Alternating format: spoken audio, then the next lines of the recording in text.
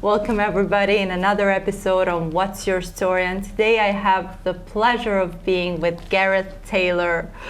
Gareth, it's a pleasure having you in the festival as part of the jury, and it's a pleasure having you with me tonight after you went in a very dangerous walk around the city and almost got lost. Well, it's lovely to be here. It's fantastic. I'm so thankful that you welcomed me here to Shkodra. Okay, you're almost there. A little work, you know. I have another few days to get it right, you know, so I don't get made fun of too much. But yeah, thank you for welcoming me here to this wonderful festival, and it's been lovely so far. And yeah, I'm a curious person, so yes, I like to wander around and see what a place is made of, so then I can go back home and tell people about Shkodra and how interesting and beautiful it is. Thank you. I'll take that as a collective compliment, so I'm representing right now the collective. Exactly. Thank you, the people of Shkodra. Your city is beautiful. We were joking around about your t-shirt, saying it's very colorful, and I should have started the conversation while doing you a compliment about your t-shirt. And while I was wondering how to put it into words, the compliment, I just had the thought that actually the t-shirt would beautifully represent even your identity or the way you grew up or all the trips that you do all over the world. We have here a very curious person who loves to travel and who has been experiences different processes in the cinema.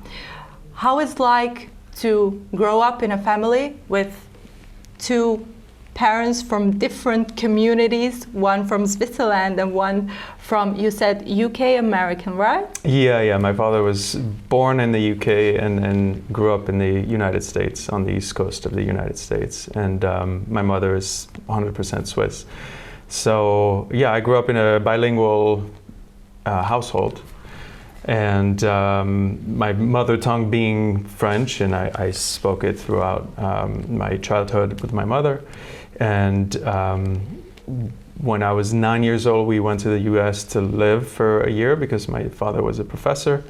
And on one of his sabbaticals, on each of his sabbaticals, he wanted to take us to different places to give us a chance to see a different place, a different culture. And that's where I learned English. So that's... does it affect the way that you see the world? I mean, the perspective of the whole, does it change when you travel a lot? When you, I've seen that you're a social butterfly. So when you deal with people, and does it get sometimes tiring or exhausting at being all the times in movement? Yes and no, but more so no than yes, if that makes any sense. So I think yes, traveling, if you're traveling a lot like I am right now during these few weeks, I'm going from one place to the next and I've seen. Living out of a suitcase, so it's been a lot. And you feel it physically because you are tired, because you're sleeping in different beds, you're talking to people all day, you're taking airplanes, trains, cars, buses, boats. But I think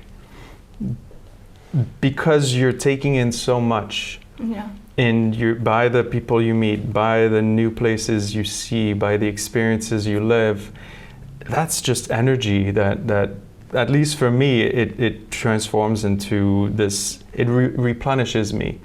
And so even if I'm super tired because I haven't slept much, all it takes is me walking around and seeing things, and I'll take out my camera and, you know, snap photos, and it's then I'm in a different place completely, a different zone, and it's this exploration, it's this discovery, and it's oxygen. Really, that's the best way to describe it for me. It just nurtures me and my soul, especially because I think living my passion, working in this industry, which is incredibly difficult and challenging and competitive, it's easy for the career to chip at your soul at times, because you're doing what you're passionate about.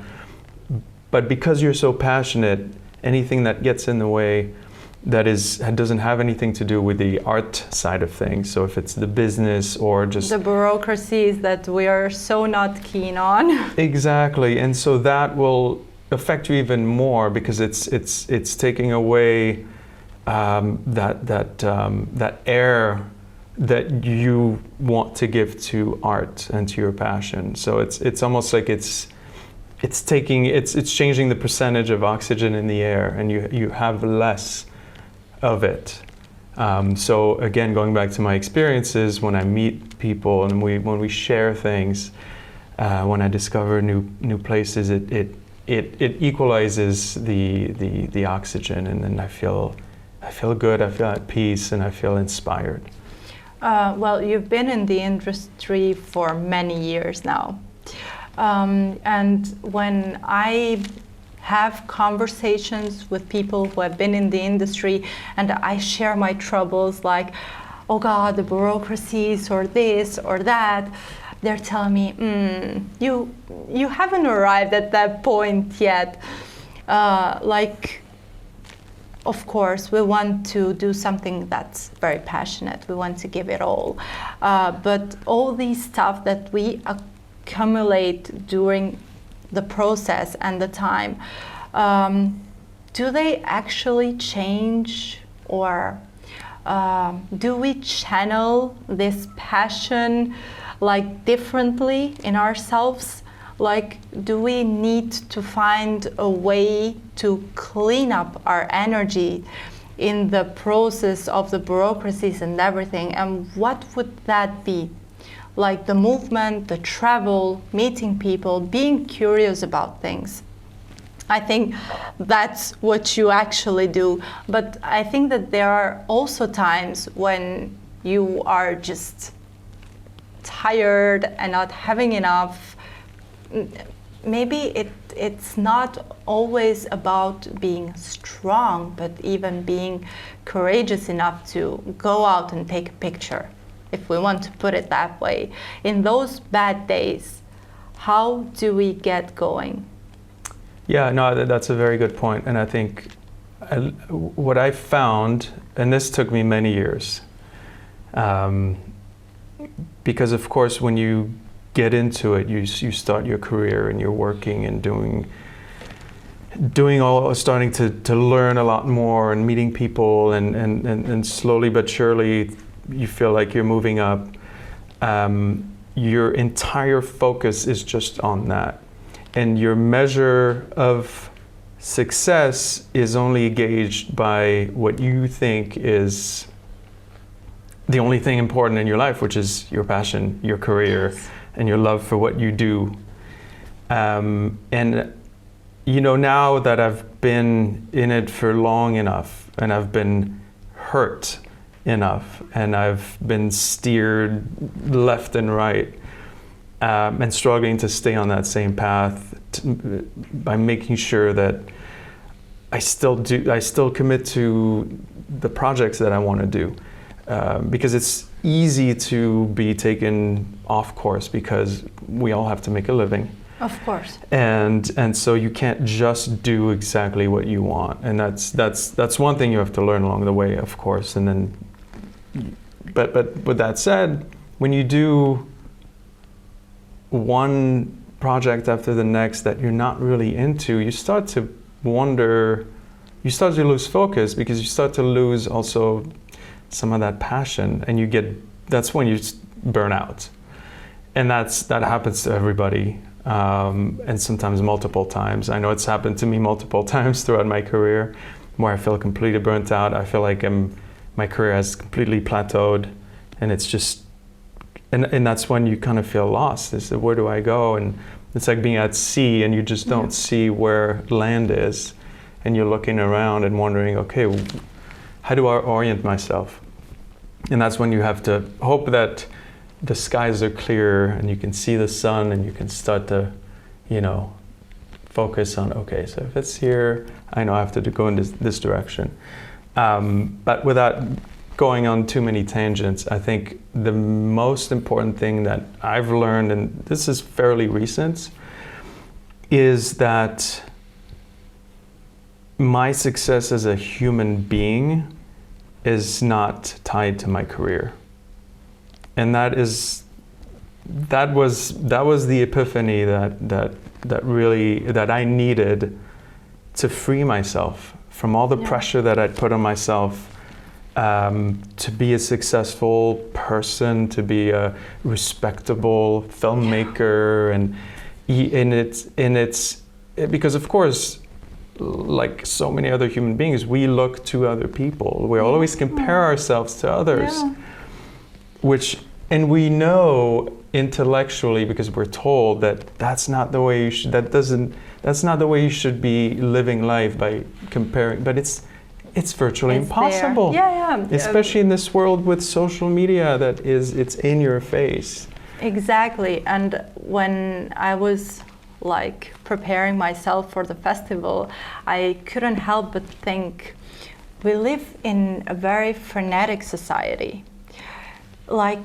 Everything that you do must be right. Everything that you do must be on focus. You must do many things.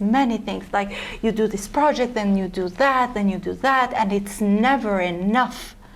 It's like we are trying to fill a void the society put us into. But when it comes to our personal lives, or when it comes to our own persona, it feels so empty somehow. It feels very lonely somehow. And in that times, we need to find ourselves. And I know that we're going on into social media with this positivism, you should do that, you can do that, everything is possible. Should we tell people that not everything is possible? That we don't need everything to be possible? That we just need to find ourselves and be happy and be enough for ourselves, but in the very deep meaning of being enough to ourselves, not just saying it for the social media, for the people to like us. Oh yeah, I'm enough. We have seen this, we've heard this, and how can we affect? I know cinema has a great effect, but how do we tell people in image, in narratives, in movement, that you're just going to be fine no matter what? That is the $1 million question, and I think that's what a lot of us artists and filmmakers try to do. Art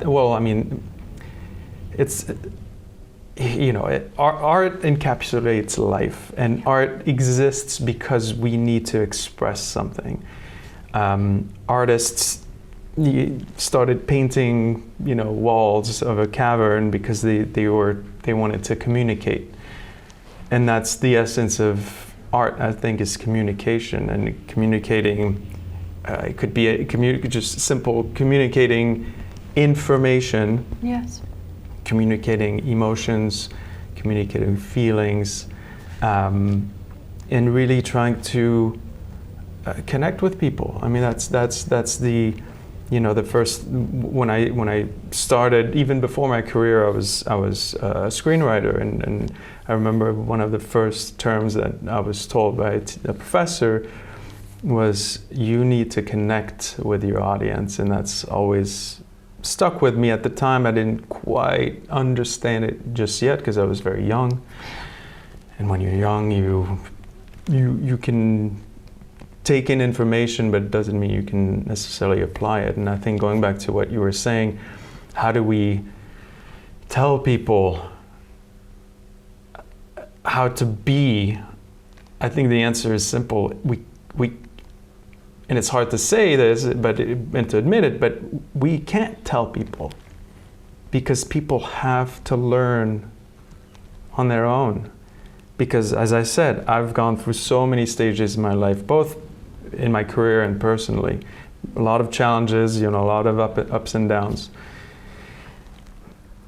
Invariably, it took experiences for me to become the person I am. And you know, whether it's good experiences or bad experiences, you need the ups and all downs. of it. You know, it's like a recipe. If you want to make a good dish, you're going to need many different ingredients, right? And cooked at the right temperature, and so on and so forth. I think life is the same.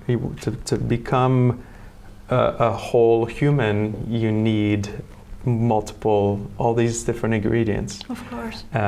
So I think all we can do is tell stories that are truthful and authentic. Yeah. And thank you for creating this festival, which has the theme of authenticity, because it really resonates with me and everybody else. Because at the core, that's the only way you can communicate and really connect with audiences, is if you create an authentic message. How hard it is to keep it authentic in a world that's, I don't want to use this word because I don't really like it, and I don't want to be an absolutist, but it's corrupted. And I'm not talking about corruption like in the first meaning of it, but I'm talking even about the corruption of the reason, the corruption of the sentiments and everything. And while I was seeing some of the movies, the list and everything, I saw that the main theme of all times that maybe has stayed a bit more authentic than the others is love. Like, even though, I repeat myself, the society when we're living it is corrupting the sentiments, and somehow it's getting harder to keep it real. Even the stories that we're telling are getting harder to keep them real. And how do we express ourselves in the purest way without being corrupted by the surroundings? Well, again, I think it comes down to you as an artist being completely at peace with yourself as a human, and being confident enough to carry out in the world what you feel is true. Because, as you know, and as you alluded to, so many people out there, filmmakers or musicians, get a little bogged down by what is popular, what is exciting, what is entertaining, and what I should be putting out there. You often hear the younger filmmakers asking, well,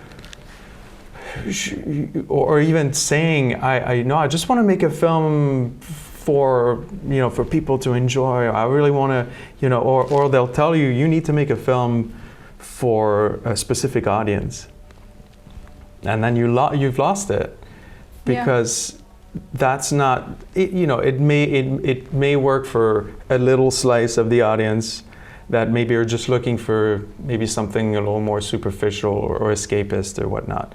So I'm not saying it's wrong, but I think when we talk about truth and honesty and authenticity, it takes a lot of courage on the part of the filmmaker to just do it. And I think that's what separates auteur filmmakers from maybe more commercial directors and creatives. You reminded me of a young artist here in Albania.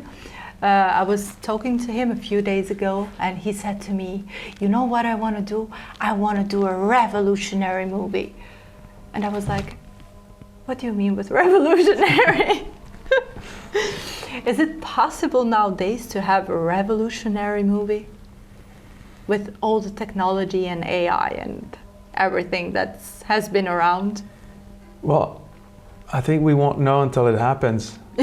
Because like so many artistic movements, whether in painting or sculpture or architecture or filmmaking, until they happen, you don't know. And sometimes you see something or something. Directives that take you to that. Yeah, exactly. You'll because the beginnings are always often frowned upon. It's like, oh, what is that? That's weird. Because it's different and it's a little scary, and then people think it's. But sure enough, oftentimes that's when greatness happens, because it's so unique and it's so. You think of Dali when he started. Putting out his paintings, people were like, this guy is out of his mind. And he might be. He might as well have been. He probably was. I mean, he was a sort of genius. We cannot deny that. Exactly. And but exactly, now he's a genius, but at the time... Yeah, he was a madman. He was a crazy person. Yeah. Picasso, same thing. All these people were at one point criticized for being different. Yeah. And what separated them from others is that they didn't care. Yeah, and they had the vision. And they just did what they did because it was truthful to them and it represented whatever was going on. And they didn't shy away and go in a different direction and tone down whatever they were doing. You just reminded me of something. We live in a very comfortable society, we must say. We haven't seen wars for years now, even though we live in an environment that is surrounded by wars. But we haven't seen an overall world war. Didn't we get too comfortable? Don't the artists, are they like in a very comfort zone, comfortable environment?